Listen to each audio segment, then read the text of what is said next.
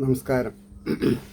ശ്രീമദ് ഭാഗവതം മൂലം പ്രഭാഷണം ഭാഗം 211 211. ഓം ഗം ഗണപതയേ നമഃ. ഓം സം സരസ്വതേ സ്വാഹ. ഓം ശ്രീ ഗുരുഭ്യോ നമഃ. ഓം ശ്രീ രംഗനാഥ ശർമ്മണേ നമഃ. നാരായണ നാരായണ നാരായണ നാരായണ നാരായണ നാരായണ നാരായണ നാരായണ നാരായണ നാരായണ നാരായണ. ഓം ശ്രീകൃഷ്ണാർപ്പണമസ്തു. ഓം ശ്രീകൃഷ്ണായ പരബ്രഹ്മണേ നമഃ. ഓം ശ്രീകൃഷ്ണായ പരമാത്മനേ നമഃ. ഹരേ രാമ രാമ രാമ ഹരേ ഹരേ. ഹരേ കൃഷ്ണ കൃഷ്ണ കൃഷ്ണ ഹരേ ഹരേ.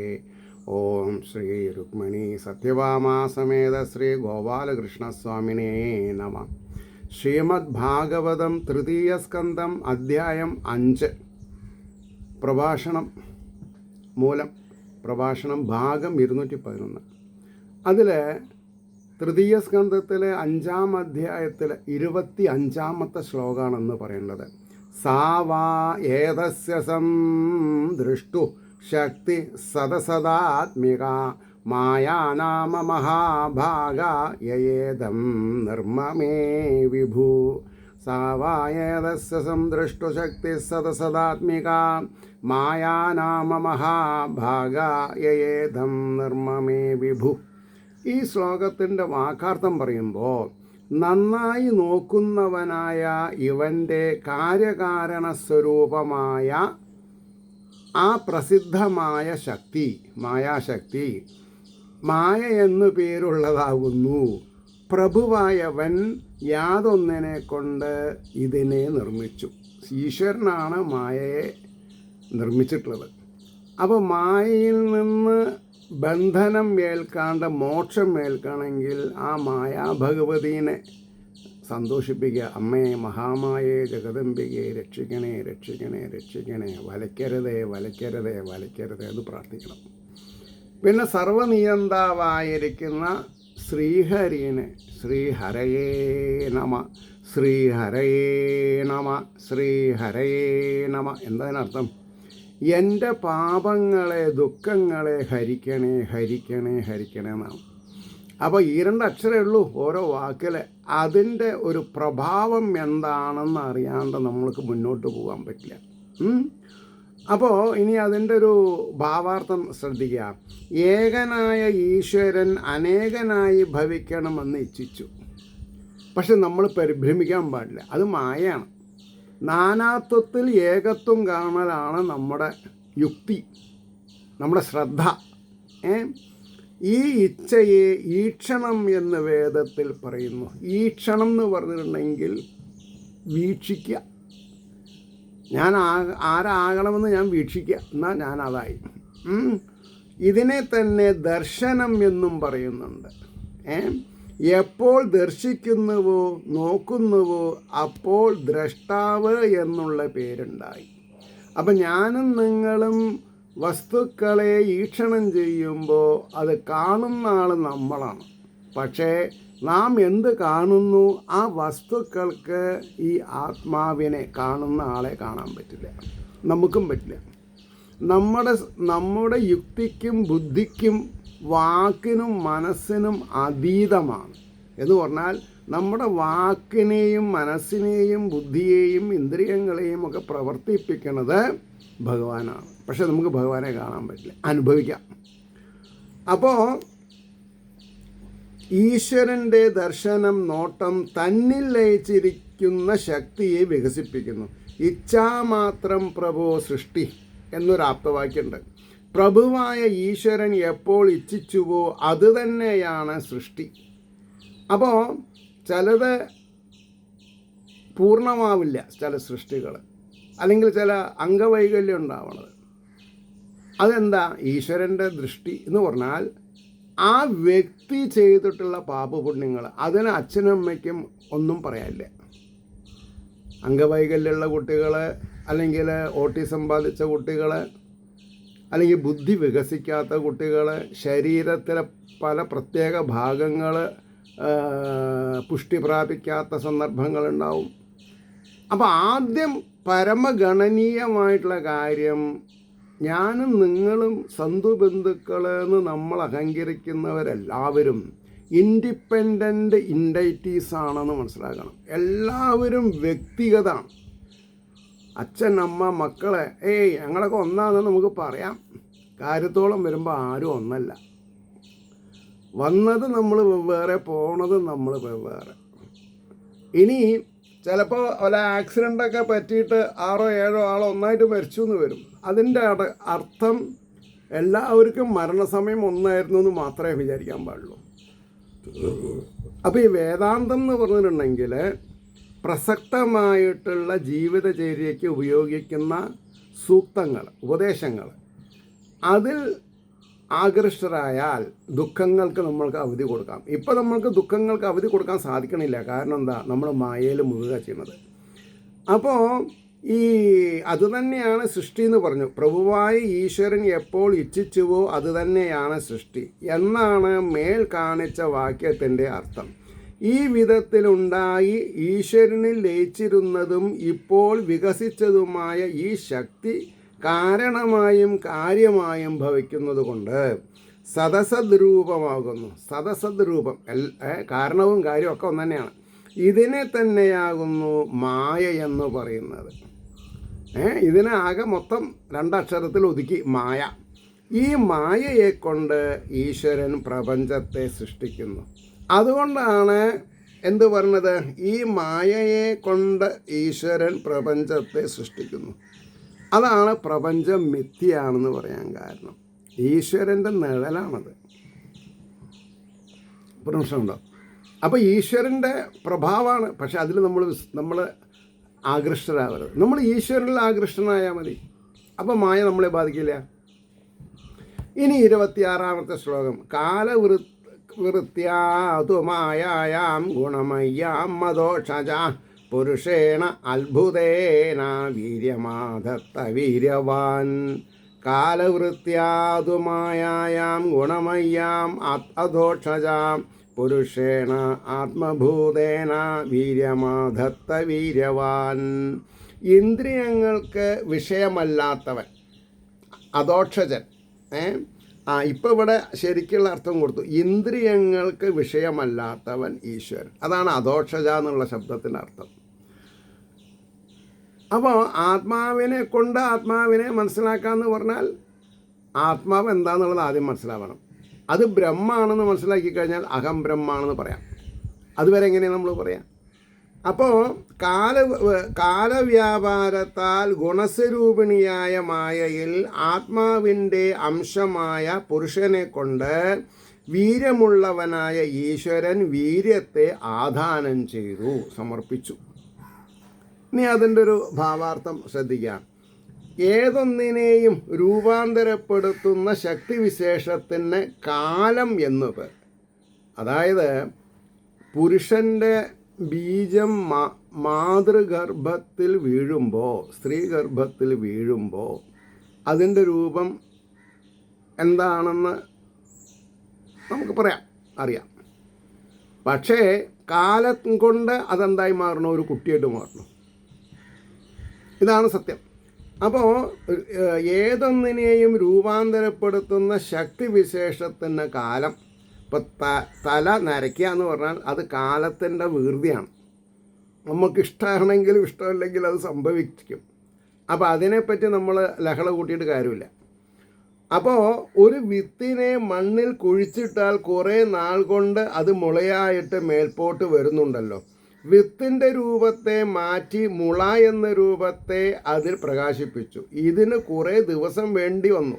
ഇങ്ങനെ എല്ലാറ്റിനെയും ഒരു രൂപത്തിൽ നിന്ന് മറ്റൊരു രൂപമാക്കുന്നതായ ഒരു ശക്തി എങ്ങും എന്നും എല്ലാറ്റിലും സ്വരൂപത്തെ വ്യാപരിപ്പിച്ചുകൊണ്ട് വിളങ്ങുന്നുണ്ട്. ഇപ്പോൾ നമ്മുടെ ശരീരം തന്നെ അനുദിനം മാറിക്കൊണ്ടിരിക്കുകയാണ് അല്ലേ? എനിക്ക് മാറണ്ടെന്ന് പറയാൻ പറ്റുമോ? എനിക്ക് എൻ്റെ കുട്ടിക്കാലം മതി, എനിക്ക് എൻ്റെ യൂത്ത്ഫുൾനെസ് മതി എന്ന് പറയാൻ പറ്റുമോ? പറ്റില്ല. അപ്പോൾ സംഭവിക്കാനുള്ളത് സംഭവിക്കും. അതിനെ പിടിച്ചു കെട്ടാൻ ഒരു സോപ്പിനും സാധിക്കില്ല, ഒരു ക്രീമിനും സാധിക്കില്ല എന്നുള്ളത് എൻ്റെ സഹോദരിമാർ മനസ്സിലാക്കിയാൽ ഒരുപാട് എന്താ പറയുക, വൈക്ലഭ്യങ്ങൾ നമുക്ക് മാറ്റാൻ പറ്റും. അപ്പോൾ ഇതിനെയാണ് കാലം എന്ന് പറയുന്നത്. ഈശ്വരനിൽ ലയിച്ചിരിക്കുന്ന ശക്തിയുടെ ഒന്നാമത്തെ വികാസം ഇതാകുന്നു. ഇനി ഉണ്ടാകുന്ന മറ്റെല്ലാവിധ വികാരങ്ങൾക്കും ഈ ശക്തി ആദി കാരണമാകുന്നു. മായയാണ് എല്ലാറ്റിനും കാരണം. ഈ ശക്തിയുടെ വ്യാപാരത്താൽ സത്വം, രജസ്, തമസ്, അതായത് പ്രകൃതികളുടെ ഗുണമായിരിക്കുന്ന ഈ ത്രിഗുണങ്ങളെ ക്ഷോഭിക്കും, അല്ലെങ്കിൽ അവരെ വ്യത്യസ്ത രൂപത്തെ പ്രാപിപ്പിക്കും എന്ന് 3 ഗുണങ്ങളുണ്ടായി. ഇപ്പോൾ ശക്തി ഗുണസ്വരൂപിയായി. ഗുണങ്ങളുടെ വികാസത്തോടു കൂടിയ ഈ മായയിൽ ശക്തനായ ഭഗവാൻ സ്വാംശഭൂതമായ പുരുഷാംശത്താൽ വീര്യത്തെ ആധാനം ചെയ്തു. മായയിൽ നിന്ന് ക്രമത്തിൽ ഓരോ തത്വങ്ങൾ വികസിപ്പാനുള്ള ശക്തി ഭവാൻ മായയിൽ നിക്ഷേപിച്ചു. സാധാരണമായിട്ട് ലോകത്തിൽ പുരുഷൻ സ്വവീര്യത്തെ സ്ത്രീയിൽ പ്രവേശിപ്പിക്കുന്നത് കൊണ്ട് ആ സ്ത്രീയിൽ നിന്ന് സന്താനമുണ്ടാകുന്നത് പോലെ ഈശ്വരേക്ഷണത്താൽ മായയിൽ നിന്ന് ഓരോ തത്വങ്ങൾ ജനിപ്പാൻ ആദി കാരണഭൂതയായ കാലശക്തി ഒന്നാമതായി അവതരിച്ചു, അല്ലെങ്കിൽ വികസിച്ചു. കാലശക്തി അതോടുകൂടി മറ്റോരോന്നും ജനിക്കാൻ തുടങ്ങി. ഇതാണ് ഇനി 27ാമത്തെ ശ്ലോകം. തതോ അഭവൻ മഹത്തത്വം അവ്യക്താത് കാലചോദിതാത് വിജ്ഞാനാത്മാ ആത്മദേഹസ്ഥം വിശ്വം വ്യഞ്ജം സ്തമോനുദാം. തതോ അഭവൻ മഹത്തത്വം അവ്യക്താത് കാലചോദിതാത് വിജ്ഞാനാത്മാ ആത്മദേഹം ദേഹസ്ഥം വിശ്വം വ്യജ്ഞം സ്തമോനുദ. അതിൻ്റെ വാക്കാർത്ഥം എങ്ങനെ പറയാം? കാലത്താൽ പ്രേരിപ്പിക്കപ്പെട്ട അവ്യക്തത്തിൽ നിന്ന് പിന്നെ മഹത്ത് എന്ന പേരായ തത്വം ഉണ്ടായി. വിജ്ഞാനമാകുന്ന സ്വരൂപത്തോടു കൂടിയതും ഇരുട്ടിനെ നശിപ്പിക്കുന്നതുമായ ആ തത്വം, ആ മഹത്തത്വം ഇരുട്ടിനെ നശിപ്പിക്കുന്നത്, അതായത് അറിവ് എന്നർത്ഥം, തൻ്റെ ശരീരത്തിലിരിക്കുന്ന വിശ്വത്തെ പ്രകാശിപ്പിക്കുന്നതായി ഭവിച്ചു. തൻ്റെ ഉള്ളിലുള്ളതാണ് അതെനിക്ക് കാണാൻ പറ്റുള്ളൂ, അതാണ് പുറത്ത് കാണുന്നത്. ഇനി കുറച്ച് ലെങ്തി പിന്നെന്താണെന്ന് പറയുക, അർത്ഥങ്ങളാണ്. ഏതിൻ്റെ ഭാവാർത്ഥം? ഇന്ന വിധത്തിലിരിക്കുന്നുവെന്ന് വ്യവഹരിപ്പാൻ തക്ക സ്ഥിതിയിലല്ലാത്ത ഇരുന്നിരുന്ന ആ മായയ്ക്ക്, എക്സിസ്റ്റ് ചെയ്തിരുന്ന ആ മായയ്ക്ക് ഇന്ന വിധത്തിലാണെന്ന് പറയാൻ പറ്റില്ല. ഓരോരുത്തർക്കും ഓരോ സമയത്ത് മായ പലതരത്തിലാണ്, അല്ലേ? ഫേസ്ബുക്കിൽ ഒരുപാട് ഫേക്ക് അക്കൗണ്ട് വരുന്നുണ്ട്. ചിലവർ സ്ത്രീകൾ തന്നെ പുരുഷന്മാരായിട്ടും പുരുഷന്മാർ സ്ത്രീകളായിട്ടും ക്യാരക്ടർ ചെയ്യുന്നുണ്ട്. നമുക്കറിയില്ല. അങ്ങനെയൊക്കെയാണ് ഈ ഹണി ട്രാപ്പ് ഉണ്ടാവുന്നത്. അപ്പോൾ സത്യം പറഞ്ഞാൽ ഇനി FBയിലെ അക്കൗണ്ട് വരുമ്പോൾ ആധാർ വേണമെന്ന് നിർബന്ധമാക്കണം. ആധാറിലും ഫേക്ക് വരുന്നുണ്ട്, ഇല്ല, എന്നാലും കുറേ വ്യത്യാസം ഉണ്ടാവും. അതായത് ഫോൺ നമ്പറും ഫോട്ടോവും ഇല്ലാത്ത, അതാണ് ഈ മെസ്സഞ്ചറിലാണ് കൂടുതൽ അപകടങ്ങൾ വരിക. അത് അവർ ദേവീദേവന്മാരുടെയൊക്കെ ഫോട്ടോ വെച്ചിട്ടാണ് കളിക്കുക. പക്ഷെ ഉള്ളിലിരിപ്പ് ശരിയായിക്കൊള്ളണമെന്നില്ല. അപ്പോൾ ഇന്ന വിധത്തിലിരിക്കുന്നുവെന്ന് വ്യവഹരിപ്പാൻ തക്ക സ്ഥിതിയിലല്ലാതെ ഇരുന്നിരുന്ന ആ മായയ്ക്ക്, ഈശ്വരവീര്യത്തെ ധരിച്ചിരിക്കുന്ന ആ ശക്തിക്ക് ആ നിലയിൽ അവ്യക്തം എന്ന് പേർ കൽപ്പിക്കപ്പെട്ടു. അതായത് വ്യക്തമല്ലാത്തത്. സ്ത്രീ പ്രജയോ പുരുഷപ്രജയോ എന്ന് തീർച്ചപ്പെടുത്തുവാൻ കഴിയാത്ത നിലയിലുള്ള പുരുഷവീര്യം, ഇല്ലേ? ഒരു പുരുഷൻ സ്ത്രീ ഗർഭത്തിലേക്ക് വിടുന്ന പുരുഷ ബീജം ആണാവോ പെണ്ണാവോ എന്ന് പറയാൻ പറ്റില്ല. അത് രൂപാന്തരം പ്രാപിക്കുമ്പോഴേ അറിയുള്ളൂ. ആ ശക്തിവിശേഷൻ ഈശ്വരൻ്റെ കയ്യിലാണ്. അതിനെ നമ്മൾ മാനിക്കണം. എത്ര വലിയ യുക്തിവാദികളാണെങ്കിലും ശരി, മതേതരത്വം പറഞ്ഞ ആൾക്കാരാണെങ്കിലും ശരി. അപ്പോൾ പുരുഷവീര്യം സ്ത്രീഗർഭത്തിലിരിക്കുന്നത് പോലെ ഇപ്പോൾ മായയുടെ സ്വരൂപം നിർണയിക്കുന്നത് അശക്യമായതുകൊണ്ട് അതുകൊണ്ട് അവ്യക്തം എന്ന് പറയും. അവ്യക്തം. ഒരു പുരുഷൻ ഒരു സ്ത്രീനെ കൺസിഡർ ചെയ്യുമ്പോൾ എനിക്ക് തന്നെ മനസ്സിലായി എന്ന് പറഞ്ഞാൽ അതിനർത്ഥം ആ പുരുഷന് ബുദ്ധിയില്ല എന്നാണ്. കാരണം ഒരാൾക്കും ഒരാളെയും മനസ്സിലാക്കാൻ പറ്റില്ല. അതാണ് മായയുടെ വികൃതി.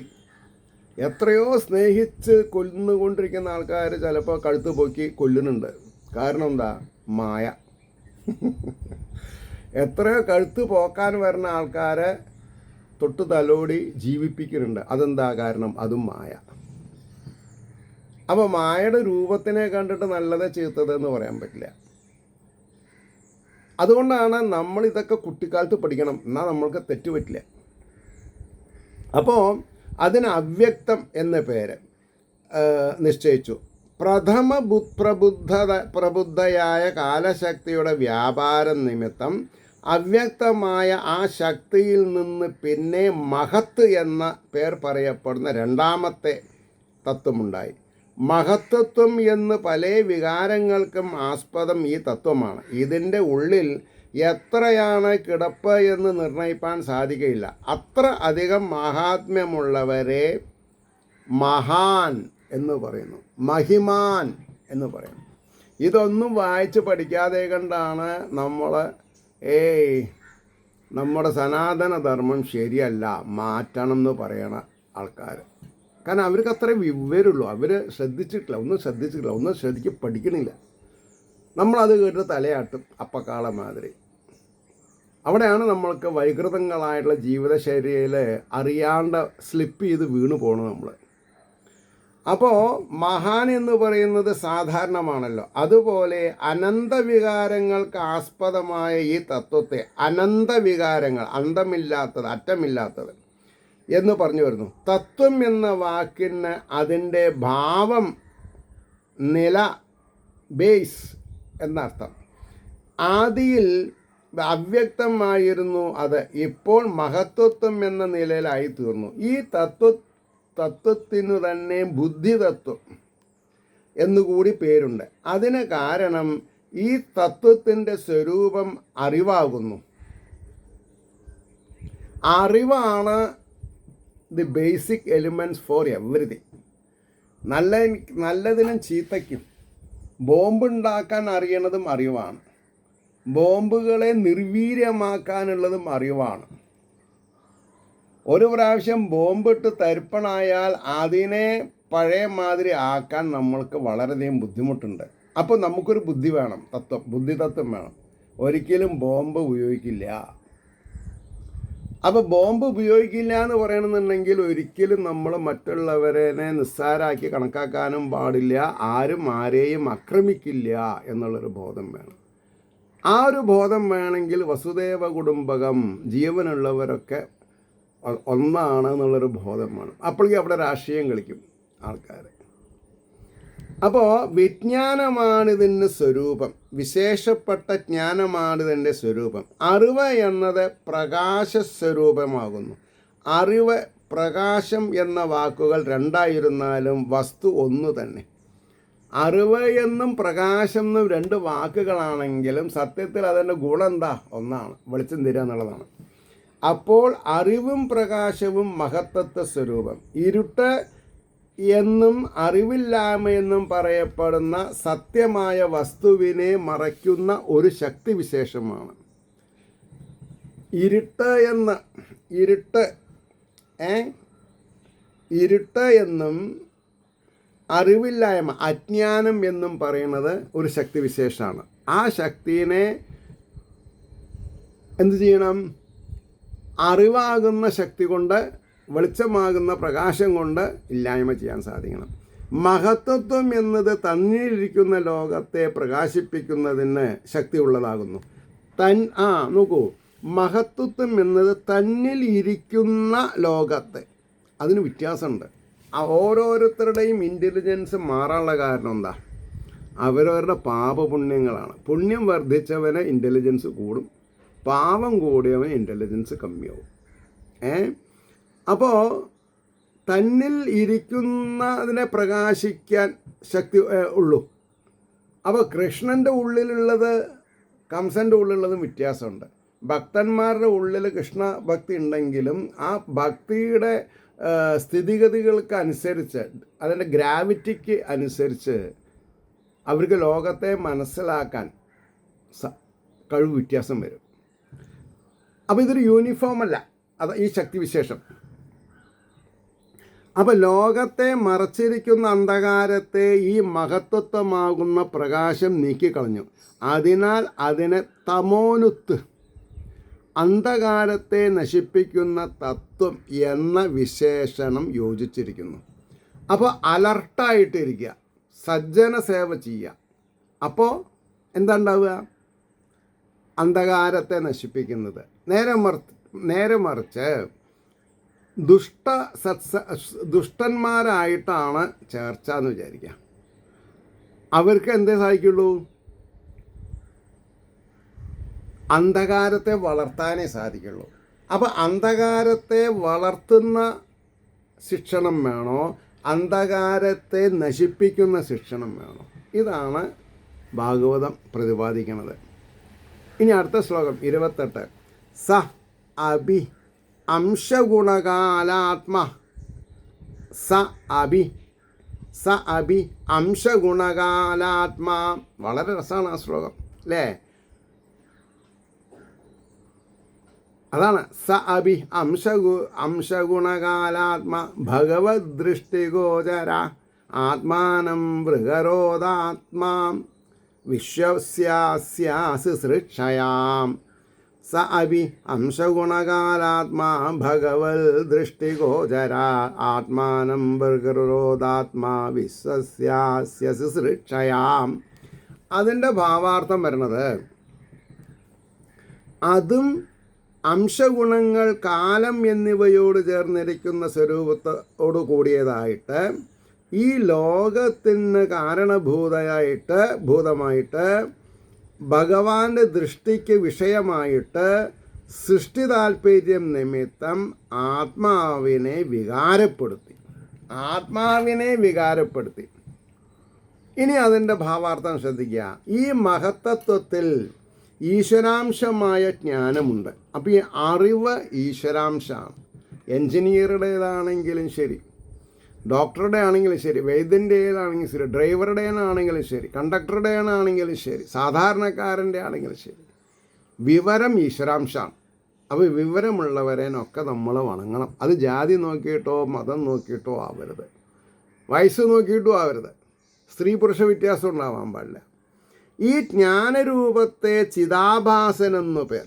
ഈ ജ്ഞാനരൂപത്തെ ചിതാഭാസൻ, ചിത്തിനെ പ്രകാശിപ്പിക്കാമെന്ന് അർത്ഥം പറയാം. ഇത് ലോകസൃഷ്ടിക്ക് നിമിത്ത കാരണമാകുന്നു. സത്വാദികളായ ഗുണങ്ങളും ഈ മഹത്തത്വത്തിലുണ്ട്. ഈ ഗുണങ്ങൾ ലോകസൃഷ്ടിക്ക് ഉപദാന കാരണമാകുന്നു. ഗുണങ്ങളെ സാമ്യാവസ്ഥയിൽ നിന്ന് ക്ഷോഭിപ്പിക്കുന്ന ശക്തിസ്വരൂപമായ കാലവും ഈ മഹത്തത്വത്തിൽ ചേർന്നിട്ടുണ്ട്. അതിനാൽ ചിതാത്മാവ്, സത്വാദി ഗുണങ്ങൾ, കാലം എന്നിവയുടെ ചേർച്ച കൊണ്ടുണ്ടായ ഒരു തത്വമാണ് മഹത്തത്വം. പല തത്വങ്ങളും കൂടിയിട്ടുള്ളതാണ് മഹത്തത്വം. ഇതാണ് ഇനി ഉണ്ടാവാൻ പോകുന്ന ലോകത്തിൻ്റെ കാരണതത്വം. ഈ തത്വം ഭഗവാന്റെ സങ്കല്പസ്വരൂപമായ ജ്ഞാനത്തിന് വിഷയമായി ഭവിച്ചിരിക്കുന്നു. ഈ തത്വത്തിൽ അന്തർഭവിച്ചിരിക്കുന്ന തത്വങ്ങളുടെ വികാസത്തിന് കാരണമായി ഭഗവാന്റെ സങ്കല്പം നിമിത്തം ഇതിന് വികാരം നേരിട്ടു. വികൃതമായ ആ തത്വത്തിന് അഹം തത്വം എന്നു പേർ. അഹം, ഞാനാണ് കേമൻ എന്ന് പറഞ്ഞാൽ തെറ്റി. അതെന്താ? അത് വികൃതമായതാണ്. വികൃതമായ ആ തത്വത്തിന് അഹം തത്വം എന്ന് പേർ. ഇതിനെ അഹങ്കാരം എന്ന് വേദാന്ത ശാസ്ത്രത്തിൽ പറയുന്നു.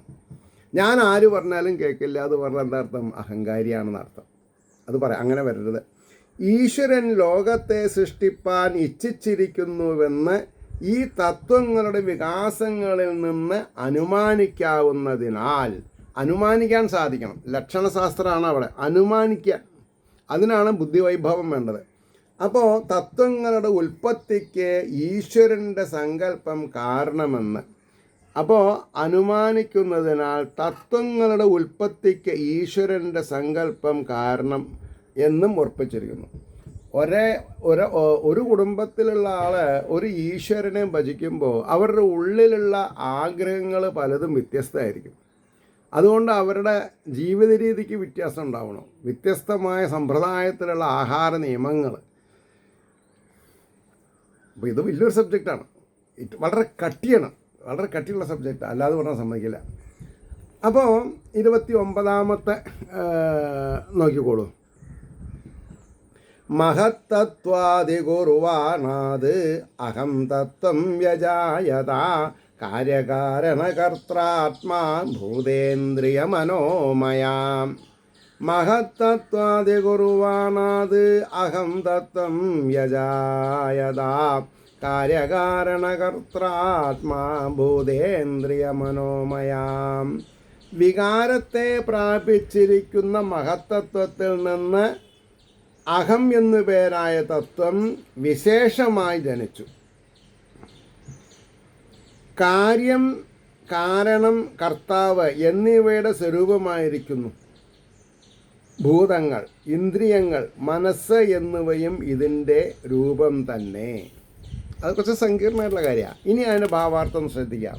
മുകളിൽ വിവരിച്ച വിധം ഈശ്വര സങ്കല്പം നിമിത്തം വികാരത്തെ പ്രാപിച്ച മഹത്തത്വത്തിൽ നിന്ന് അഹങ്കാരതത്വം ഉണ്ടായി. ഈ ഒരു സ്റ്റേറ്റ്മെൻറ്റ് പ്രകാരം ഈ ലോകത്തിൽ എത്ര തരം ജനസമുദായങ്ങളുണ്ടോ അവർക്കൊക്കെ വിഭാവനകൾക്ക് വ്യത്യാസമുണ്ട്. പക്ഷേ ഇത്രയും സ്മാർട്ടായിട്ട്, ഇത്രയും ട്രാൻസ്പെറൻ്റായിട്ട്, ഇത്രയും കണിശമായിട്ടുള്ള ഒരു എന്താ പറയുക ആഖ്യാനം സനാതനധർമ്മത്തിലുള്ളൂ, വേറില്ല. അത് മനസ്സിലാക്കാണ്ട് പോയത് വലിയൊരു അപച്യുതിക്ക് കാരണമായി. അപ്പോൾ മുകളിൽ വിവരിച്ച വിധം ഈശ്വര സങ്കല്പം നിമിത്തം വികാരത്തെ പ്രാപിച്ച മഹത്തത്വത്തിൽ നിന്ന് അഹങ്കാരതത്വമുണ്ടായി. മഹത്തത്വമാകുന്ന കാരണത്തിൽ നിന്നുണ്ടായതുകൊണ്ട് ഇതിനെ കാര്യം എന്ന് പറയണം. ഇതിന് കാര്യം എന്ന് പറയാം. ഇനി ഉണ്ടാവാൻ പോകുന്ന തത്വങ്ങളുടെ ഉൽപ്പത്തി സ്ഥാനമായിരിക്കുന്നത് കൊണ്ട് ഇത് തന്നെ കാരണം എന്നുള്ള പേരിന് പാത്രമായിരിക്കുന്നു. ഈ തത്വത്തിൽ പ്രകാശിക്കുന്ന ജ്ഞാനം ചിദാഭാസൻ സർവത്തിനും കർത്താവുമായിരിക്കുന്നതിനാൽ ഇതിനെ തന്നെ കർത്താവ് എന്ന് പറയാം. കാര്യം എന്നുള്ള വ്യവഹാരത്തിന് വിഷയമായിരിക്കുന്ന വസ്തുക്കൾ ആകാശാദിഭൂതങ്ങളാകുന്നതിനാൽ കാര്യശബ്ദത്താൽ ഭൂതങ്ങളെ സൂചിപ്പിച്ചു. ഇതിനെ തന്നെ അതിഭൂതം എന്ന് പറയും.